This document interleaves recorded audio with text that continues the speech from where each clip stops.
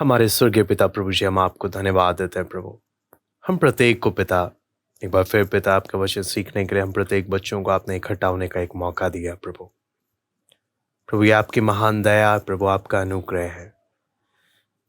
प्रभु, आपसे विनती प्रार्थना करते हैं पिता, जब आपका वचन हम सीखने के लिए इकट्ठे हुए प्रभु, आपके वचन को समझने के लिए प्रभु, हमें एक एक बच्चों को आप सहायता करें, एक एक से आप बात करें पिता।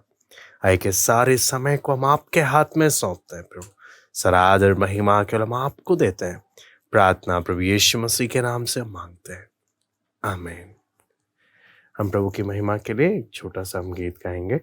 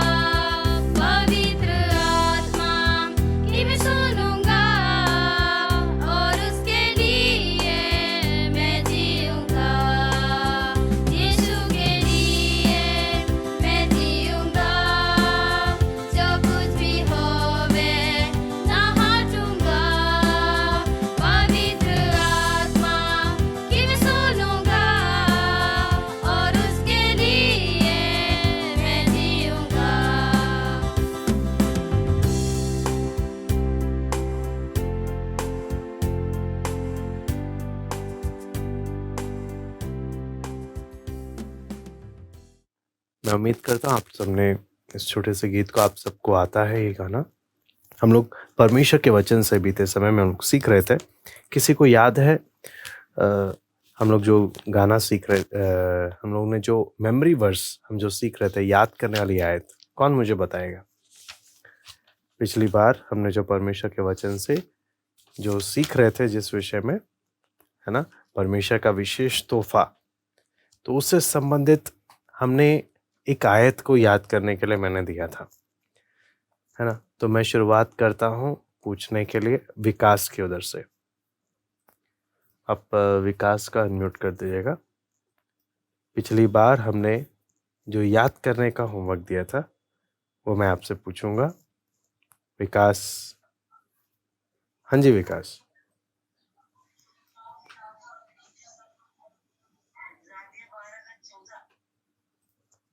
उसके बाद अब अगला हम आते हैं लकी के पास। पिछली बार याद करने वाली आयत जो बताई गई थी पिछली क्लास में, हाँ, लकी को अनम्यूट कर दिया आपने।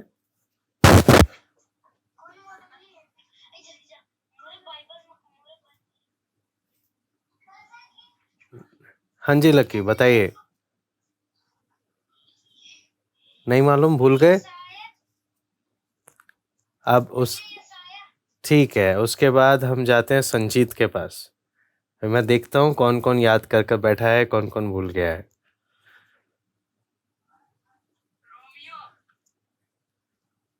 अच्छा, रोमियो में है।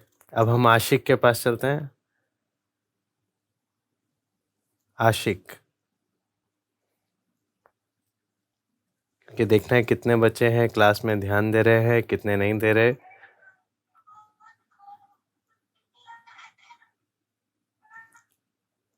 आशिक, अपना वीडियो आप ऑफ कर लीजिए और आप बताइए कौन सा आयत था।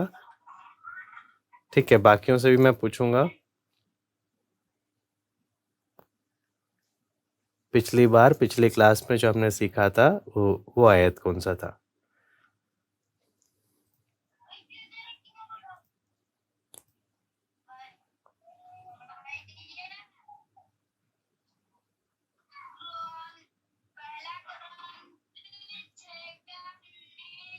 वे ठीक है, वेरी गुड वेरी गुड। चलो एक बच्चे, हाँ सुना दिया आपने, बता दिया। पहला कुरिन्थियों 6:19। ठीक है, निकाल लेते हैं हम लोग। पहला कुरिन्थियों 6:19। पिछली बार जो याद करने के लिए दिया था वो था पहला कुरिन्थियों 6:19। ठीक है, तो पहला कुरिन्थियों 6:19 कौन पढ़ेगा, कौन पढ़कर सुनाएगा?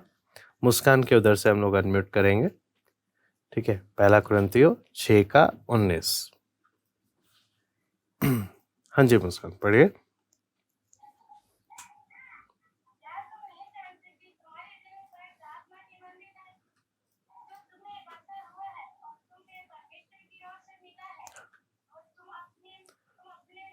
हाँ जी, वेरी गुड। यहाँ पे साफ साफ क्या लिखा है? क्या तुम नहीं जानते कि तुम्हारी देह, है ना, तुम्हारी देह बोलने का मतलब क्या है? तुम्हारा शरीर। क्या लिखा है? पवित्र मंदिर है। हाँ, और जो तुम में बसा हुआ है और तुम्हें परमेश्वर से मिला है, तुम अपने नहीं हो। तो यहाँ पर हम जब परमेश्वर के वचन से हम सीखते हैं, हमने याद करने आयत में हमने यही बात को देखा कि तुम क्या हो? तुम्हारा शरीर पवित्र आत्मा का मंदिर है। आपको मालूम है बाकी बच्चों में और आप में फर्क क्या है? बाकी लोगों में और आप में फर्क क्या है? जब आप प्रार्थना में आते हो, आप वचन सीखते हैं, है ना, आप समझना मेरा शरीर, मैं जैसा हूं, मैं बाकी लोगों की तरह नहीं हूं। मेरा शरीर किसका मंदिर है? पवित्र आत्मा का मंदिर है। बाकी लोग अपने मुंह से गाली बके, कोई बात नहीं, लेकिन मेरे मुंह से गाली नहीं निकलना चाहिए। बाकी लोग झूठ बोले, बाकी लोग जो भी करे, मैं परमेश्वर का क्या बन गया हूँ? मैं परमेश्वर का मंदिर बन गया हूँ। बाकी लोग कितना भी स्टाइल मारे, है ना, कितना भी क्या बोलते हैं, कोई भी एक्टर वैक्टर बनने का कोशिश क्यों ना करे, है ना। आजकल हमारे फ़ोन में बहुत सारे एप्लीकेशन आ गए ना, ब्यूटीफाई वगैरह, पता नहीं क्या क्या एप्लीकेशन आ गए। हाँ, जिसमें हम क्या करते रहते हैं, अपनी फ़ोटो लेते रहते हैं, कभी अपने बाल लाल पीले करते रहते हैं, हाँ, स्पेक्स चश्मे लगाते रहते हैं अलग से अलग, है ना, कितना कुछ करते रहते हैं। आपको समझना है वो बाकी लोगों कर सकते हैं, हम कौन बन गए? हम परमेश्वर के मंदिर बन गए। तुम्हारी देह किसका मंदिर है? तुम्हारी देह परमेश्वर का मंदिर है। ये परमेश्वर का मंदिर है। परमेश्वर के मंदिर में हम क्या करते हैं? इसको पवित्र रखते हैं। हम इसको संसार के लोगों की तरह हम इसको क्या नहीं बनाते? हम इसको अशुद्ध नहीं करते। समझ में है? हम संसार के लोगों की तरह इसको अशुद्ध नहीं करते। संसारिक लोग क्या करते हैं? जो नरक में जाने वाले हैं, जिनको सच्चाई नहीं मालूम है, जिनको वचन नहीं मालूम है ना? आप समझना कौन लोग ये सब करते हैं, कौन लोग तरह-तरह के दुनिया की सब बातें करते रहते हैं, कौन फ़िल्मी गाने गाते हैं, कौन फ़िल्म देखते हैं, कौन गालियाँ बकते हैं, कौन झूठ बोलते हैं। ये वो लोग हैं जिनको परमेश्वर के बारे में नहीं मालूम, जिनको प्रभु यीशु मसीह के बारे में नहीं मालूम, जिनको वचन के बारे में कुछ भी नहीं मालूम। अगर आपको विश्वास नहीं होता, आप पूछ कर देखना, उनको कुछ भी नहीं मालूम होगा। जितना आपको मालूम है ना, उतना उनमें से किसी को नहीं मालूम होगा। क्यों? कारण क्या है? उनको नहीं मालूम होने के कारण वो लोग ऐसे कामों में जीवन बिता रहे हैं। आपको क्या है? आपको परमेश्वर का वचन क्या करने को मिलता है? रोज पढ़ने को, सीखने को, है ना? ये सब मिल रहा है। और वचन क्या बोलता है? क्या तुम नहीं जानते तुम्हारा शरीर किसका मंदिर बन गया? परमेश्वर का मंदिर है ना? तुम अपने नहीं हो, इसलिए अपने शरीर को मन मर्जी से क्या नहीं करना, है ना? संसार की बातों की तरह, संसार के लोगों की तरह इसको इस्तेमाल नहीं करना, है ना? ये बात हम लोग परमेश्वर के वचन से, और इसमें हमने बीते समय में कुछ चित्र देखे थे, जिसे मैं चाहूँगा हम लोग उसको रिवाइज़ करते हुए, नहीं है? इस बार क्या है? ठीक है, हम लोग, मैं अगली बार उसके बारे में पूछूँगा। अगर आपने पिछले सेशन को आपने अटेंड किया है तो आपको याद होगा पिछली बार हमने क्या सीखा था। हम आज हम लोग जो देखने जा रहे हैं उस मैं आपको चित्र दिखाते हुए मैं आगे बढ़ूँगा। सबसे पहला यहां पर आप देखेंगे, यहां पर क्या चीज लिखा हुआ है? God puts his mark on you. कोई मुझे बता सकता है इसका मतलब क्या है? God puts his mark on you. कौन मुझे बताना चाहेगा इस लाइन का मतलब क्या है? हाँ, God puts his mark on you. नहीं मालूम? परमेश्वर अपनी छाप आप पर छोड़ता है, अपना चिन्ह आप पर लगाता है। अब मैं आपको इसके लिए ना एक स्टोरी, मैं उसी फोटो को आप देखो, उसी चित्र को आप देखो, मैं आपको उससे संबंधित मैं आपको एक स्टोरी बताता हूँ, है ना, ताकि आपको कुछ बातें समझ में आएंगी। आप सब जानते हैं काउबॉय कौन होता है? काउबॉय कौन होता है? ये वो होते हैं जो गाय बैल वगैरह, है ना, ये सब क्या करते हैं? पालते हैं। आवाज क्लियर है सब लोगों को? आवाज क्लियर है तो आप हाथ ऊपर कर सकते हैं मेरी, अगर आवाज आप सबके पास क्लियर है तो ठीक है। जिन लोगों को आवाज क्लियर नहीं हो रही, आपके उधर नेटवर्क इश्यू है। बाकी यहाँ पर जब हम लोग देखते हैं परमेश्वर के वचन में, तो हमें क्या क्या बातें यहाँ पर हम देख रहे हैं कि पुराने समय में क्या होता था। जो जिन लोगों के गाय बैल होते थे, भेड़ बकरियां होते थे, वो लोग क्या करते थे आपको मालूम है? गाय बैल, विशेष रूप से गाय बैलों के बारे में मैं आपको बताऊंगा। तो गाय बैल आपको मालूम है, ये मालिक लोग क्या करते थे, जो उनके स्वामी लोग होते थे, वो गाय बैलों को ऐसे ही छोड़ दिया करते थे कि वो अपना जाकर घूमें फिरें, सब कुछ करें। तो बहुत सारे लोग हैं जिनके बहुत सारे गाय बैल हुआ करते थे। तो अब जब गाय बैल ऐसे घूम रहे हैं, बाकी गाय बैलों में मिक्स हो रहे हैं, है ना, एक दूसरे के झुंड में मिक्स हो रहे हैं, तो हम कैसे मालिक कैसे पहचानेगा कि उसकी गाय कौन सी है? कोई मुझे बता सकता है? हाँ, मालिक क्या करते थे आपको मालूम है? पुराने समय में क्या करते थे? लोहा गर्म कर वो अपनी गाय, अपने बैलों पर ना एक छाप लगा देते थे। क्या करते थे? एक छाप लगाते थे। जैसे आप देखेंगे मैंने आपको उस फोटो में आपको मैं दिखा रहा था उस चित्र में, कि आप देखें वहां पर क्या किया हुआ है, अलग अलग तरह तरह के क्या लगा रखे हैं, मोहर गाय के पीठ में, गले में, वहां पर एक छाप लगा देते हैं। जिससे क्या होता है, गाय बैल जब मिक्स होकर इधर उधर घूमते हैं, तो बाद में जब छांटने की बारी आती है ना, तब पहचान लेते हैं कि कौन से में एस का साइन लगा हुआ है, कौन से में ए का मोहर लगा हुआ है। ऐसे कर कर वो अपने अपने गाय बैलों को क्या कर लेते थे, पहचान कर अलग अलग कर लेते थे, क्योंकि उसमें क्या लगा हुआ है, उनका मोहर लगा हुआ है। उस मोहर से वो लोग क्या कर लेते, पहचान लिया करते थे। समझ में आया? उसी प्रकार जब हम परमेश्वर के वचन में, आपको मालूम है, जब हम पढ़ते हैं तो वचन हमें क्या चीज बताता है कि परमेश्वर ने अपनों पर, है ना, जिन बच्चों ने, जिन बड़ों ने प्रभु यीशु को अपना जीवन दिया, जिन्होंने उस पर विश्वास किया, है ना, परमेश्वर ने क्या किया, उन पर अपनी छाप लगाई है, उन पर अपनी मोहर लगाई। जैसे काउबॉय जैसे गाय बैल के स्वामी अपने गाय बैलों पर क्या लगाते हैं, छाप लगाते हैं, जिससे पहचानते हैं ये गाय मेरी है, ये किसी और की नहीं है। ऐसे आपको मालूम है, परमेश्वर ने अपने लोगों पर, इस संसार में बहुत सारे लोग हैं, तो कैसे पहचानेंगे कि ये परमेश्वर का है, ये ऐसे ही है? उसके लिए क्या किया, परमेश्वर ने छाप लगाया। और परमेश्वर की छाप का नाम आपको मालूम है क्या है? परमेश्वर ने जो छाप लगाया, उस छाप को हम बोलते हैं पवित्र आत्मा। उस छाप को हम लोग क्या बोलते हैं? पवित्र आत्मा। तो जो परमेश्वर के चुने हुए, जिन्हें परमेश्वर ने अपने लिए चुना है, परमेश्वर ने उनके ऊपर कौन सी छाप लगाई है? पवित्र आत्मा की छाप लगाई हुई है ना? तो आपको ये बात आप समझना कि पवित्र आत्मा की छाप परमेश्वर ने लगाया। इसलिए वचन क्या बोलता है, पवित्र आत्मा तुम में क्या करता है, वास करता है। पवित्र आत्मा तुम्हारे अंदर रहता है, और पवित्र आत्मा का अंदर रहना ही एक सबसे बड़ा सबूत है। वो कौन सा सबूत? आप परमेश्वर के हो, आप परमेश्वर के चुने हुए हो।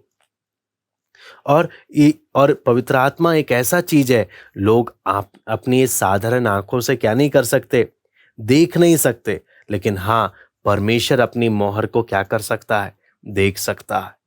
लोग नहीं देख सकते, लेकिन कौन देख सकता है? परमेश्वर देख सकता है, क्योंकि ये चिन्ह किसने लगाया? ये परमेश्वर ने लगाया। परमेश्वर देखता है उसके बच्चे कौन है ना। और इससे हमें क्या चीज मालूम चलता है कि हम हमेशा उस मोहर के कारण क्या पहचाने जाते हैं? हम परमेश्वर के बच्चे हैं, हम परमेश्वर के लोग हैं, है ना। फिर अगली बात मैं आपको मैं अगला चित्र आपको दिखाऊंगा ताकि उसको भी आप समझना। तो अगले चित्र में आप देखेंगे यहाँ पे लिखा है he is mine, hands of. ये मेरा है, अपनी हाथ हटा इस पे से, है ना, अपना वो हो। आपको मालूम है पुराने समय में गाय बैल को लेकर ना, हाँ, जानवरों को लेकर बहुत झगड़े भी हुआ करते थे। तो मालिक क्या करता था? लोग कई बार क्या करते थे, गाय बैल चुरा लेते थे। तो मालिक क्या करता था? मालिक जब जाता था तो उस मोहर को पहचानता था। मोहर को पहचान कर क्या बोलता था? अपना हाथ हटा, ये मेरी गाय है ना, ये मेरी गाय, अपना हाथ उस पर से हटा। इसलिए क्यों उस मोहर से वो क्या कर लेते थे? पहचान लेते थे। आपको मालूम है परमेश्वर ने भी अपनी क्या लगा रखा है? मोहर लगा रखा है। शैतान जब हमारे जीवन में हमें परेशान करने आता है ना, परमेश्वर क्या बोलता है? अपना हाथ इस पर से हटा, ये मेरा है। आपको मालूम है कितनी बड़ी तसल्ली क्या होती है? शैतान मेरा कुछ नहीं बिगाड़ सकता, है ना। एक गाना है ना, नहीं बिगाड़ेगा बिगाड़ेगा, शैतान मेरा कुछ नहीं बिगाड़ेगा। रीजन, उसका कारण क्या है? शैतान मेरा कुछ भी क्यों नहीं बिगाड़ सकता? परमेश्वर क्या बोलता है? हाथ हटा, ये मेरा है ना, ये मेरा है, तो इसका कुछ नहीं बिगाड़ सकता है, क्योंकि ये मेरा बच्चा है ना। तो इसलिए आपको मालूम है वचन में हम पढ़ते हैं कहाँ, कैसे कैसे हम पढ़ सकते हैं। आप पढ़ लो इफिसियों 1:13। इफिसियों 1:13।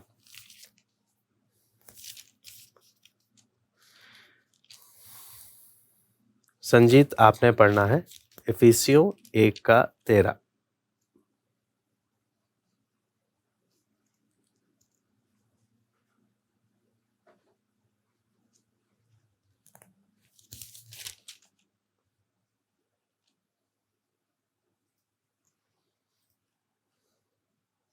पढ़ो। और उसी में तुम पर भी, जब तुमने सत्य का वचन सुना, जो तुम्हारे उद्धार का सुसमाचार है, और जिस पर तुमने विश्वास किया, प्रतिज्ञा किए हुए पवित्र आत्मा की छाप लगी। हाँ जी, वेरी गुड। यहाँ पे क्या लिखा है? पवित्र आत्मा की क्या लगी है? छाप लगी है ना। ये मैं नहीं बोल रहा, वचन में लिखा है कि आप पर जिन्होंने प्रभु पर विश्वास किया, जिन्होंने प्रभु को अपना जीवन दिया, उन पर किसकी छाप लगी हुई है? पवित्र आत्मा की छाप लगी हुई है। यानी क्या परमेश्वर क्या बोलता है? ये मेरा है ना। इसके साथ साथ एक और आयत हम पढ़ते हैं, दूसरा कुरिन्थी 1:22।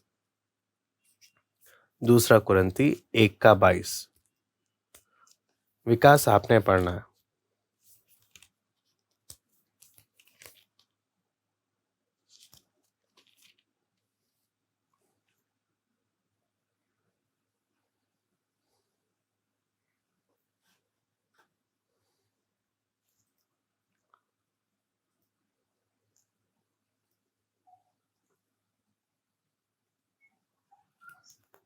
जिसने हम पर छाप छाप भी कर दी है, और बयान का आत्मा बयान बयान ने आत्मा को हमारे मनों में दिया। हाँ जी, यहाँ पे भी क्या लिखा है?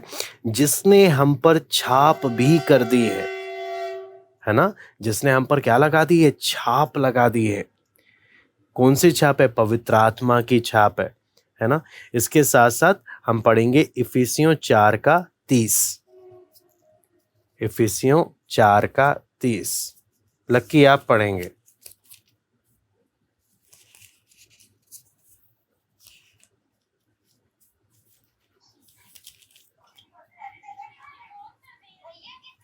इफिसियों 4:30।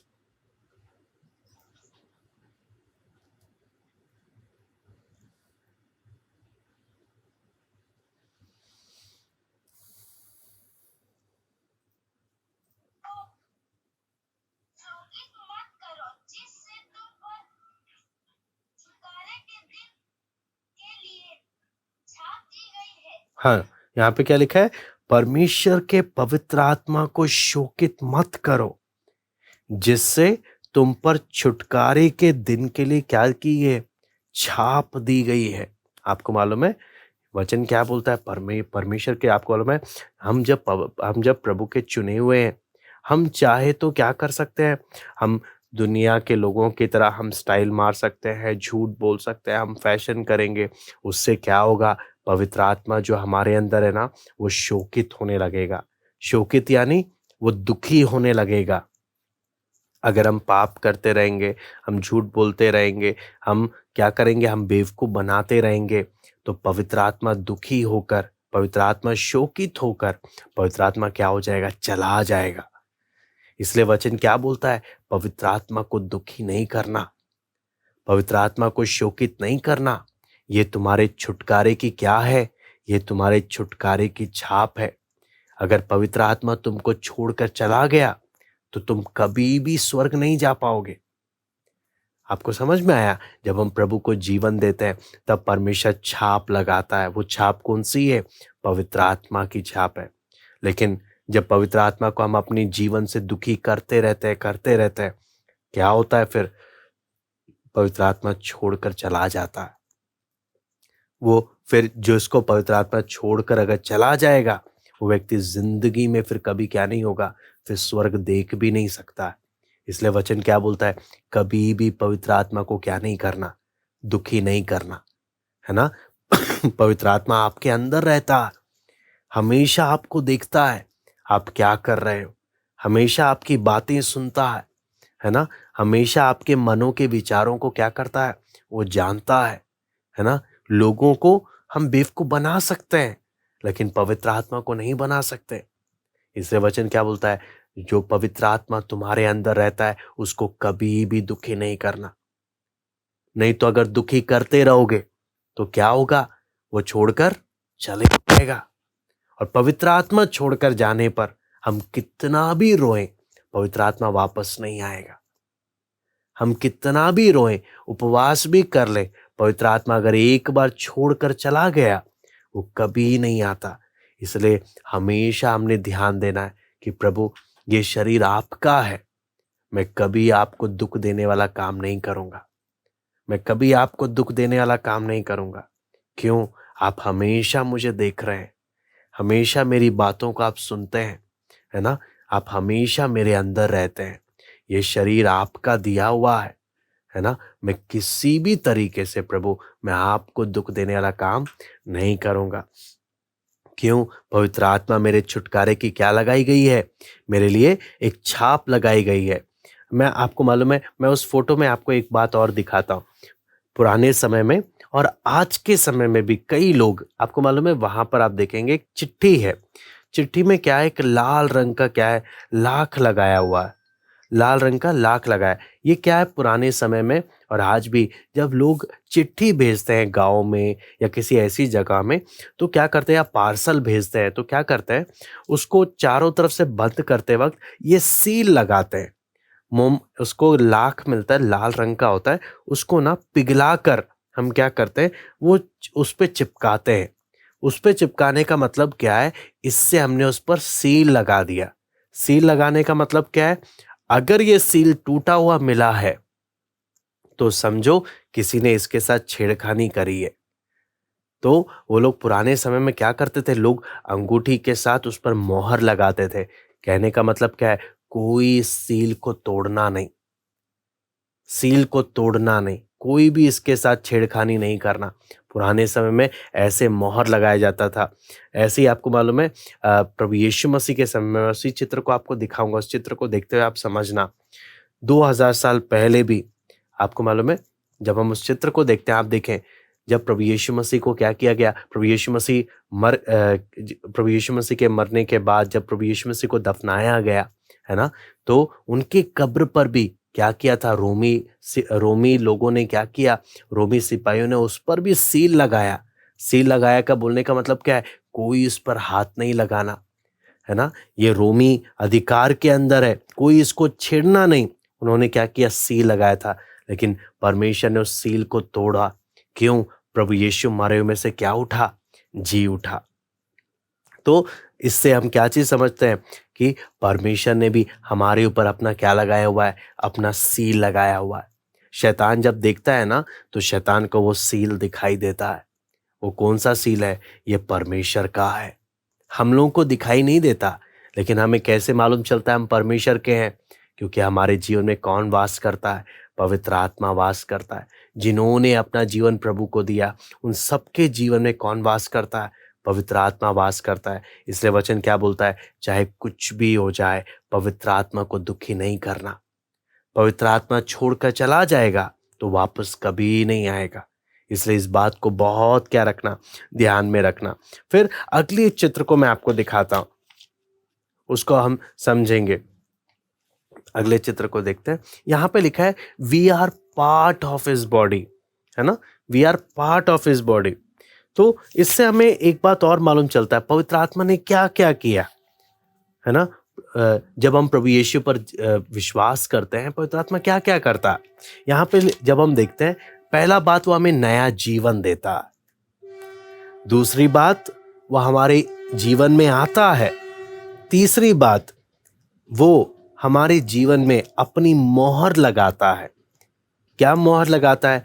कि हम परमेश्वर के हैं और हमें उद्धार मिल गया है।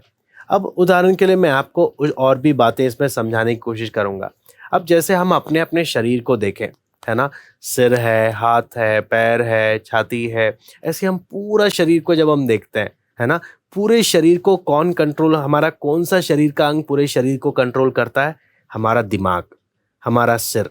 हमारा सिर पूरे शरीर को क्या करता है? कंट्रोल करता है। हमारा शरीर बोलता है मुझे पानी पीना है, तो हाथ आगे जाता है पानी को ढूंढते हुए, पैर भी जाता है पानी के पास, है ना, फिर हाथ बढ़ाकर हम पानी पीते हैं मुंह के पास, है ना।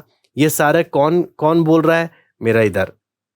जैसे मेरा सिर बोलता है, ऐसे ही मेरा शरीर का सारा अंग काम करता है।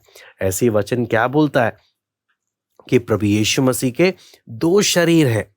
दो शरीर बोलने का मतलब एक आत्मिक शरीर, है ना, एक शरीर जिसके साथ वो स्वर्ग में उठा लिए गए।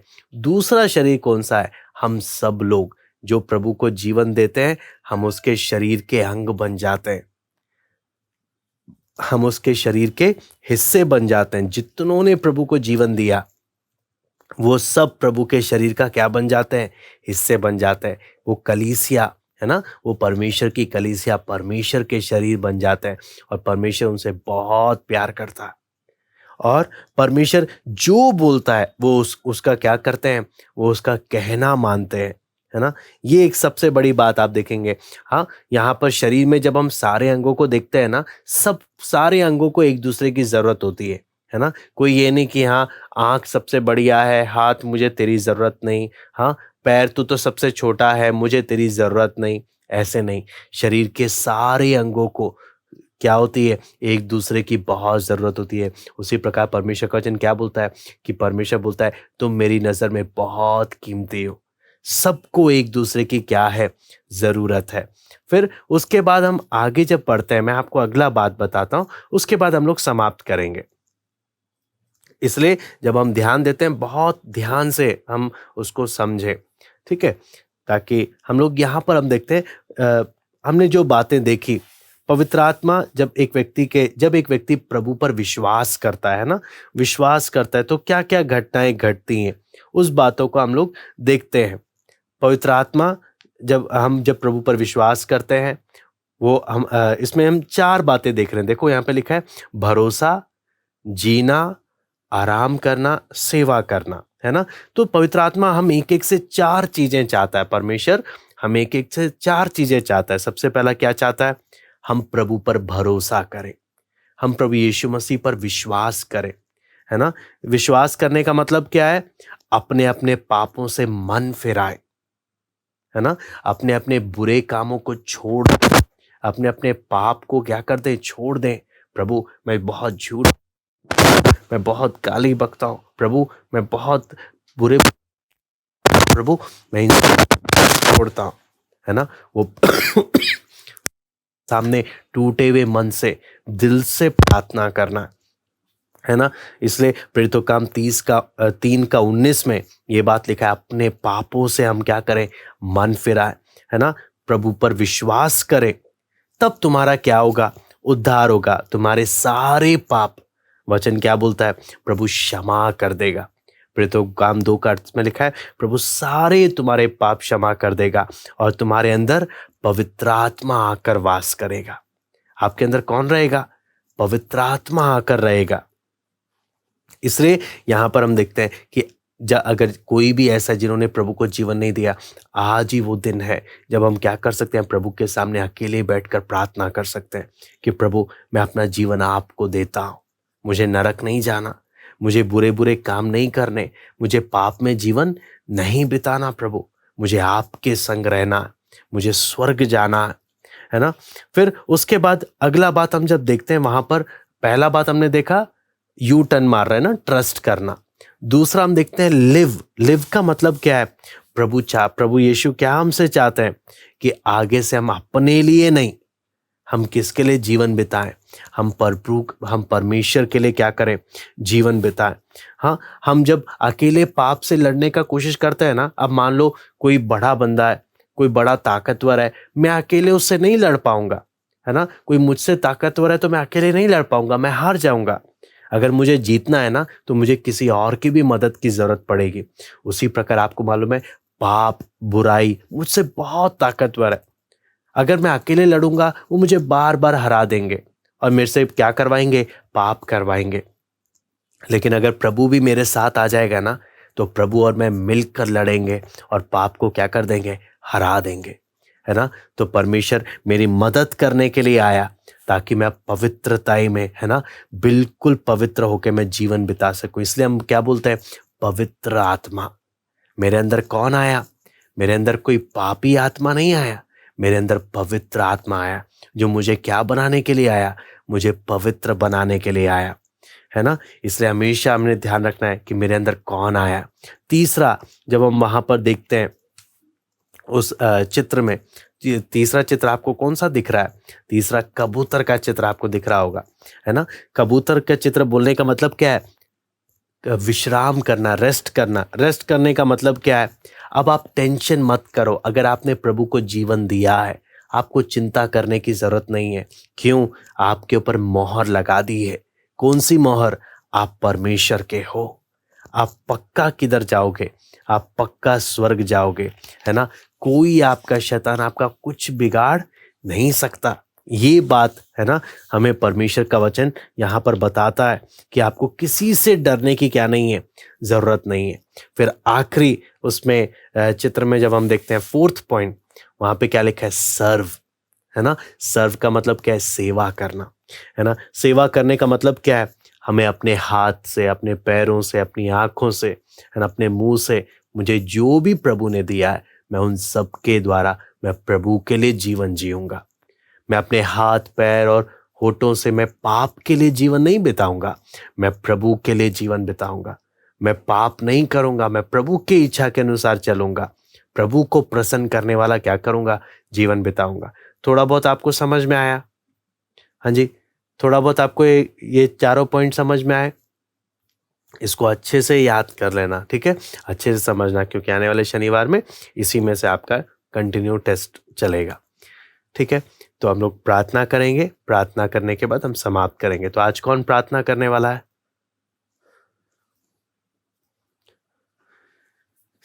ठीक है, आज प्रार्थना करेंगे मुस्कान के उधर से। आप अनम्यूट कर दीजिए, मुस्कान के उधर से प्रार्थना करेंगे।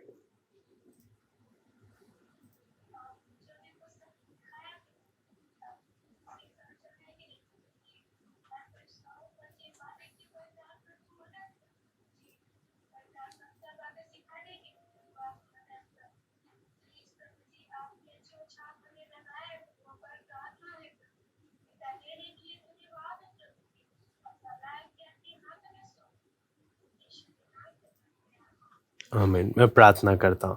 हमारे स्वर्गीय पिता प्रभु जी, हम आपको धन्यवाद देते हैं प्रभु। कितना ही प्रभु सुंदर बात प्रभु आपके वचन से हमने सीखने को मिला। आपने अपनी छाप लगाई है, हम आपके हैं, हमारा शरीर आपका मंदिर है। प्रभु आपसे विनती प्रार्थना करते हैं, हम सदैव इस बात को याद रखें प्रभु। आपको दुख देने वाला कोई भी काम हम ना करें प्रभु। आप मदद करें पिता, आप मदद करें आपके लिए जीने के लिए। जिन्होंने उद्धार नहीं पाया प्रभु, उद्धार का अनुभव पाने पाए, आपकी सेवा करने पाए, आपके लिए जीने पाए प्रभु। एक एक की समझ आप खोलें प्रभु, एक एक से आप बात करें प्रभु। धन्यवाद देते आज की संगति के लिए, आए के सारे समय को प्रभु हम आपके हाथ में सौंपते हैं। सर आदर महिमा केवल हम आपको देते हैं। प्रार्थना प्रभु यीशु मसीह के नाम से मांगते हैं, आमीन। ओके, सबको जय मसीह की। Bye bye, take care.